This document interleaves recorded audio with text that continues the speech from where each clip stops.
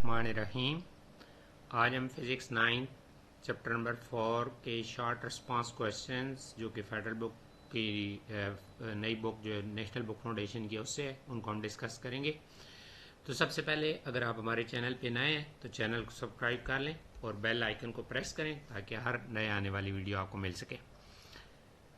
Question number 1 is Why a long spanner is used to open a tight nut of the vehicles while tightening a small nut? Extra large wrench is not suitable. Why?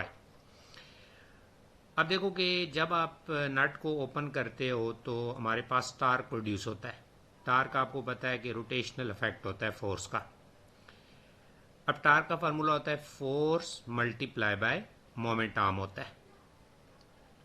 अच्छा, अब देखेंगे torque जो वो directly proportion है moment arm के।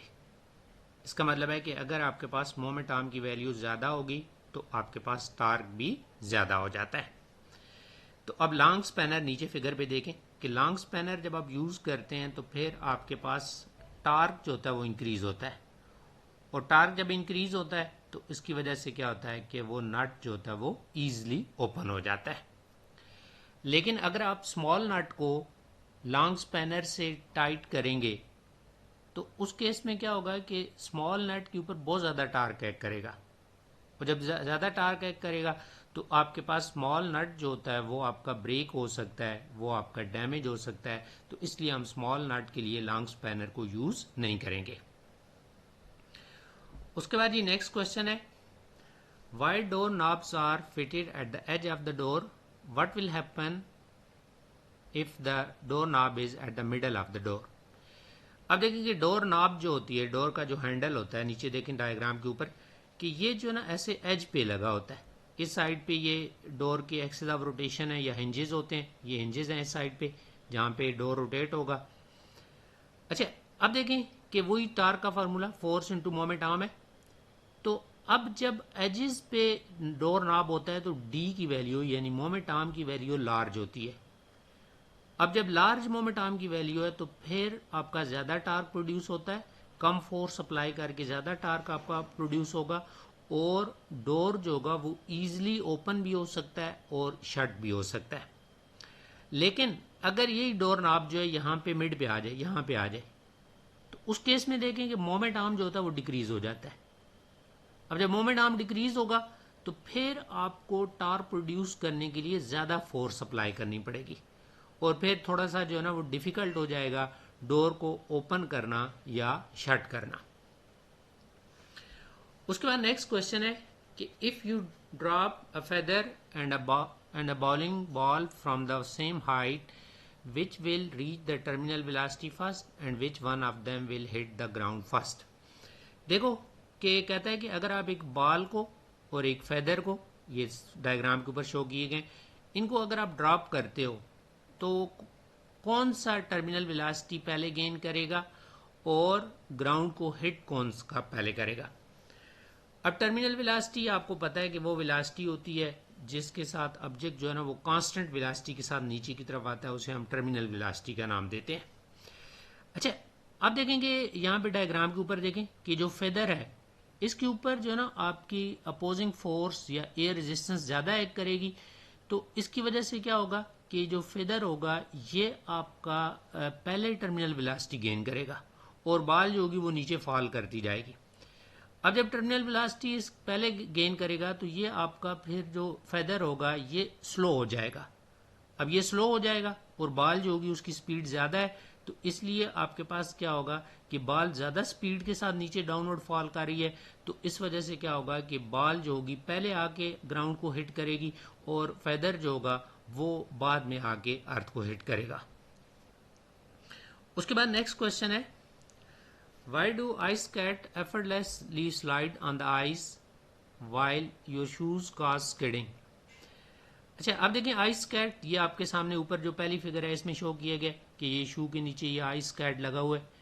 अब जो ice cat होता है तो देखिए इसका जो एरिया होता है ये कम होता है, ये नीचे देखें ना इसका ये एरिया जो है वो कम है। अब जब एरिया कम है तो ये क्या करता है कि थिन ब्लेड सा होता है नीचे की तरफ। तो ice skate slide effortlessly on ice because the pressure from the thin blade of the skate melt a thin layer of ice. तो ये जो आइस कैट है इसके नीचे आइस मेल्ट हो जाती है। और जब आइस मेल्ट होती है तो इस तरह ये एक लुब्रिकेंट सा बन जाता है कि वाटर नीचे उसके आ जाता है। अब इसकी वजह से क्या होता है कि ये जो फ्रिक्शन जो होती है वो रिड्यूस हो जाती है and allow the blades to glide smoothly. तो इस तरह वो स्मूथ जो है ना वो नीचे की तरफ स्लाइड करेगा। लेकिन अगर हम शूज़ की बात करें, नीचे ये डायग्राम देखें तो शूज़ है ये हमारे पास, तो शूज़ का जो सोल है इसका एरिया जो होता है वो ज़्यादा होता है। अब जब एरिया ज़्यादा होता है तो यहाँ पे कोई ज़्यादा प्रेशर एक्ट नहीं करता, इसके नीचे आइस मेल्ट नहीं होती, तो इसलिए क्या होता है कि इसके नीचे जो है ना हाई फ्रिक्शन होती है और इसकी वजह से क्या होता है कि हम स्किड होना शुरू हो जाते हैं।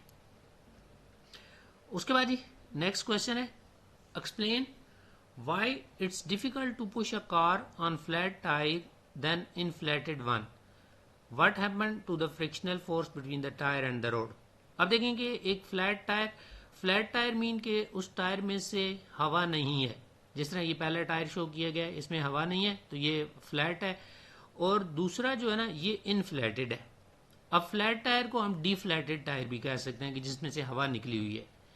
तो अब टायर के अंदर से अगर टायर फ्लैट है यानी उसमें से हवा निकल गई है तो उसको पुश करना डिफिकल्ट होता है। पूछ रहा है कि इसकी क्या रीज़न है, और जब ये टायर फ्लैट होता है तो फ्रिक्शन वगैरह पे क्या इफेक्ट पड़ता है।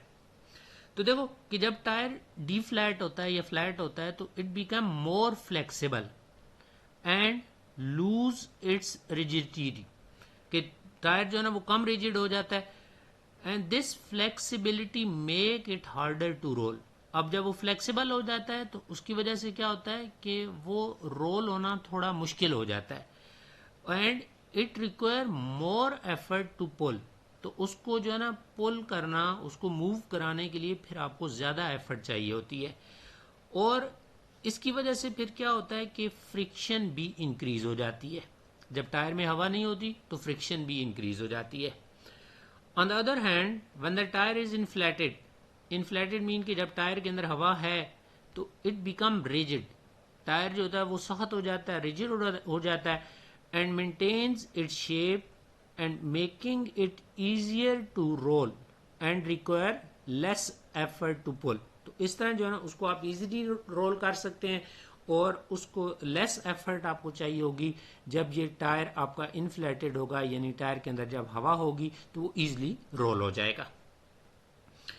उसके बाद जी नेक्स्ट क्वेश्चन है, when standing on a crowded bus, school bus, which strengths would provide better stability and prevent you from being pushed our legs joint or leg apart, spread apart। देखें आप बस के अंदर खड़े हुए हैं, नीचे ये डायग्राम के दोनों देखें। अब जो पहली डायग्राम है इसमें देखें कि जो ना लेग्स जो हैं वो क्लोज हैं, दोनों उसके फीट क्लोज हैं, पर्सन खड़ा हुआ है, और दूसरे में जो ना उसकी लेग्स जो होती हैं वो अपार्ट हैं। तो वो पूछ रहा है कि कौन सा बेहतर है स्टेबल रहने के लिए, कौन सा सेंटेंस बेहतर है। तो देखें कि जो हमारे पास किसी चीज़ का स्टेबिलिटी जो होती है वो डिपेंड करती है बेस एरिया पे। बेस एरिया ज़्यादा होगा तो चीज़ ज़्यादा स्टेबल होती है, और height of centre of gravity, अगर सेंटर ऑफ ग्रेविटी की हाइट कम होती है तो चीज़ जो होती है वो ऑब्जेक्ट ज़्यादा स्टेबल हो जाता है। तो अब देखें कि जब आपके पास लेग जो है वो स्प्रेड होंगी, ये जो सेकंड वाली फिगर है, जब लेग स्प्रेड होंगी तो इस केस में क्या होगा कि बेस एरिया एक तो इंक्रीज करेगा और दूसरा सेंटर ऑफ ग्रेविटी जो होगा वो लो हो जाएगा। अब बेस एरिया जब इंक्रीज कर जाएगा और सेंटर ऑफ ग्रेविटी लो हो जाएगा तो फिर क्या हो जाते हैं कि आप स्टेबल हो जाते हैं, और जब स्टेबल हो जाते हैं तो इस तरह आपके फॉल होने के चांसेस जो होते हैं वो कम हो जाते हैं। गाड़ी जब बस की ब्रेक्स वगैरह लगती हैं तो आप फिर फॉल नहीं कर रहे होते। उसके बाद ही नेक्स्ट क्वेश्चन है, why a moving bicycle is easier to balance, relate this principle of rotational motion.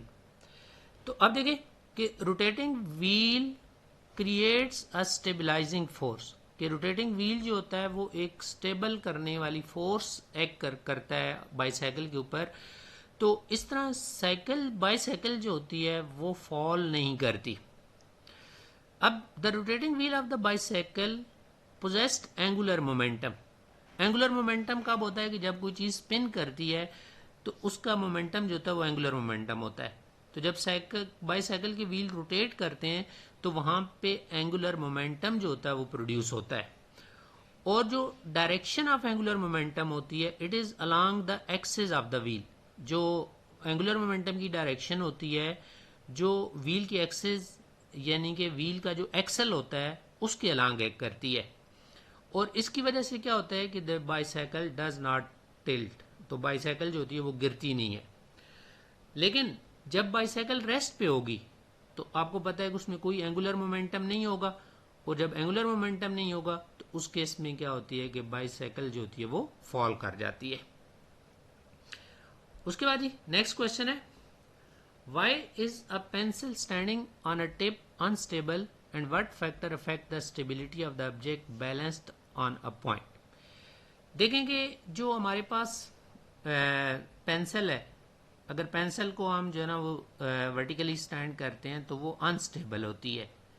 पूछ रहा है इसकी क्या वजह है, तो और स्टेबिलिटी किन पे डिपेंड करती है। तो देखें कि स्टेबिलिटी दो फैक्टर पे डिपेंड करती है। फर्स्ट हमने देखा कि एरिया ऑफ द बेस, ज़्यादा एरिया होगा तो आपकी चीज़ ज़्यादा स्टेबल हो जाएगी। और सेकंड जो है वो डिपेंड करती है height of the centre of gravity, कि सेंटर ऑफ ग्रेविटी की हाइट अगर ज़्यादा होगी तो वो चीज़ अनस्टेबल हो जाती है। तो देखें कि पेंसिल की हम बात करते हैं तो पेंसिल के अंदर क्या होता है कि एक तो देखें इसका बेस एरिया, ये नीचे जो एरिया है इसे बेस एरिया कहते हैं, इसका बेस एरिया कम है। और जब बेस एरिया कम है और दूसरी चीज़ देखें इसका सेंटर ऑफ ग्रेविटी हाइट पे है। अब बेस एरिया कम होने की वजह से और सेंटर ऑफ ग्रेविटी हाइट पे होने की वजह से आपके पास पेंसिल जो होती है वो क्या होती है, अनस्टेबल होती है। ज़रा सा भी इसको आप हाथ लगाएंगे तो पेंसिल क्या होती है कि फॉल कर जाती है, नई पोजीशन पे चली जाती है। उसके बाद जी नेक्स्ट क्वेश्चन है, while driving what happen if the driver takes the car too fast, how does centripetal force play a role in keeping the car from skidding off the road. देखो कि अगर एक ड्राइवर टर्न लेता है और बहुत high speed के साथ टर्न लेता है तो फिर क्या हो सकता है कि ही में loss the control of the car. एक तो कंट्रोल को उसका लॉस हो सकता है, दूसरा क्या हो सकता है कि कार में स्किड, कार जो होती है वो स्किड हो सकती है। और कार जो है ना में रोल ओवर, के कार जो होती है वो ओवर टर्न भी हो सकती है, उलट भी हो सकती है। अब सेंट्रीपिटल फोर्स वो फोर्स होती है जो ऑब्जेक्ट को सर्कुलर पाथ पे मूव कराती है। अब जब कार टर्न लेती है तो उस केस में जो सेंट्रीपिटल फोर्स होती है that is the force of friction between the tyre and the road. के टायर और रोड के दरमियान जो फोर्स ऑफ फ्रिक्शन होती है वो नेसेसरी सेंट्रीपिटल फोर्स प्रोवाइड करती है। और इस तरह कार जो ईजिली टर्न ले सकती है और the car take turn without skidding when the speed is low. अब लो स्पीड के ऊपर जो है ना वो कार जो है वो ईजिली टर्न ले सकती है। इसलिए देखें कि जहाँ भी रोड के ऊपर टर्न आता है मोटर वे वगैरह के ऊपर तो वहाँ पे स्पीड मेंशन होती है कि आपने इस स्पीड से ज़्यादा स्पीड से नहीं जाना, अदरवाइज जो है ना वो कार आपकी ओवर टर्न हो सकती है, उलट हो सकती है। उसके बाद नेक्स्ट क्वेश्चन है, consider a situation where you swing a ball connected to a string in a circle. How does the tension in the string vary as the ball move across different point in its circular path and what factor forces are involved।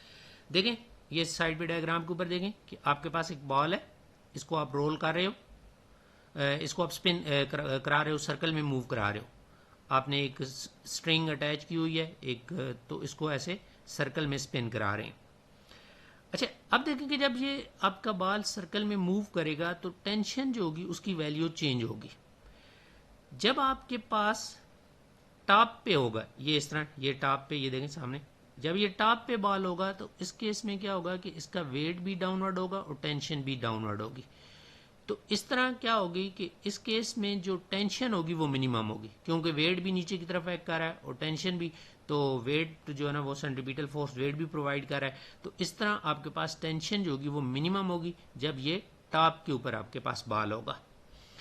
लेकिन जब bottom position पे, ये नीचे वाली position देखें, जब bottom position पे आपके पास बॉल आएगा तो उस केस में क्या होगा कि वेट जो वो डाउनवर्ड है और टेंशन अपवर्ड है।